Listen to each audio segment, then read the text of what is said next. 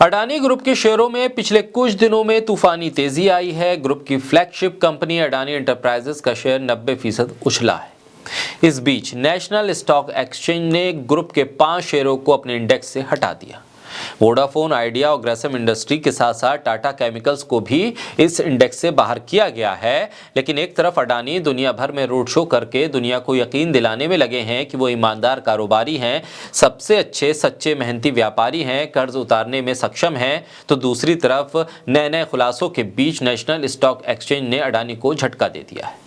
बोलता हिंदुस्तान पर मैं हूं आपके साथ पिरसा Shakir Ali Beg. National stock exchange ने अडानी ग्रुप के 4 शेयरों को निफ्टी अल्फा 50 के इंडेक्स से हटाया है और ये पूरी प्रक्रिया 31 मार्च से लागू होगी। इसमें Adani enterprises, Adani green energy, Adani transmission और अडानी टोटल गैस शामिल हैं।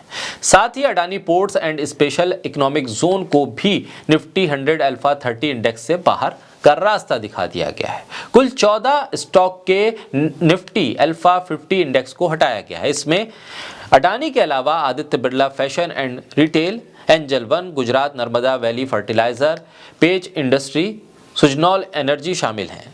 निफ्टी अल्फा 50 इंडेक्स से हटाए गए 14 शेयरों की जगह Aditya Birla capital, Apollo tyres, bank of India, BHEL, Britannia industries, IDFC first bank और जिंदल स्टील एंड पावर के साथ L&T finance holding, M&M financial services, MRF power finance corporation, Punjab national bank, siemens और जायडस लाइफ साइंसेज को जगह दी गई है। निफ्टी हाई बीटा 50 इंडेक्स में भी बदलाव किए गए। अब जब अडानी के 5 शेयर ही इंडेक्स से बाहर हो गए हैं तो ऐसे में सवाल ये भी है कि अडानी अपने कारोबार को आगे और मजबूती से बढ़ाने के लिए क्या कदम उठाएं कि बाजार का भी भरोसा वो जीत सके और वापस इस इंडेक्स में वापसी कर सके।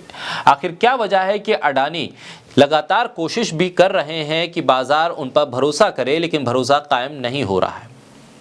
अब उनके इन 5 शेयरों की जगह कुछ नए शेयरों को जगह दे दी गई है।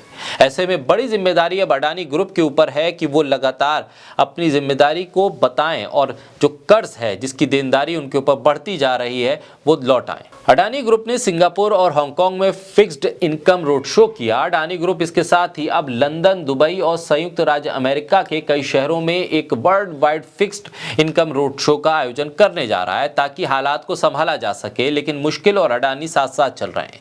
कभी अडानी आगे तो कभी मुश्किल आगे।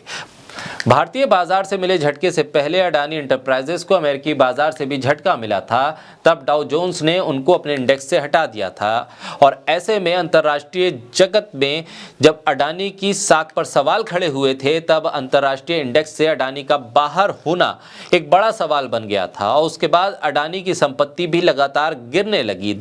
साल 2023 अडानी के लिए बहुत बुरा साबित हो रहा है। पहले ही महीने के आखिर में अडानी ग्रुप को लेकर अमेरिकी रिसर्च फर्म की रिपोर्ट आ गई और उसके बाद उनकी संपत्ति लगातार गिरती गई। अंतर्राष्ट्रीय बाजार से भी वो बाहर होते गए। हिंडनबर्ग की रिपोर्ट आने के महीने भर के भीतर ही अडानी की कंपनियों के शेयर में 30 से 85% तक की टूट हो गई।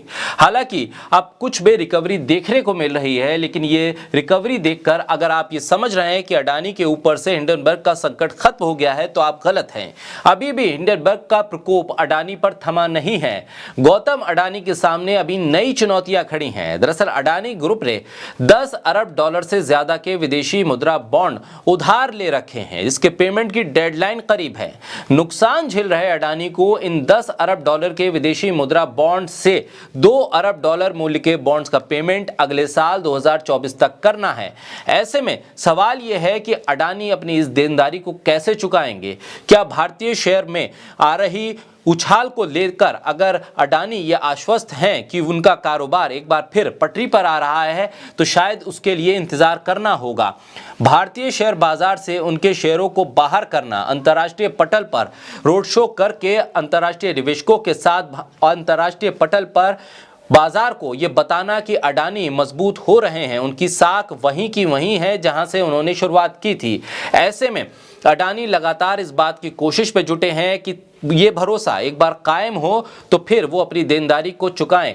लेकिन सवाल यह है कि अडानी के ऊपर बढ़ती देनदारी और उसकी डेडलाइन जितनी नज़दीक है, उससे एक खतरा ये भी मंडरा रहा है कि अगर अडानी इस देनदारी को चुकाने में नाकाम रहते हैं तो फिर इसका असर भारतीय बाजार के साथ साथ भारत की अर्थव्यवस्था पर क्या पड़ेगा, इसको लेकर चिंताएं बढ़ रही हैं।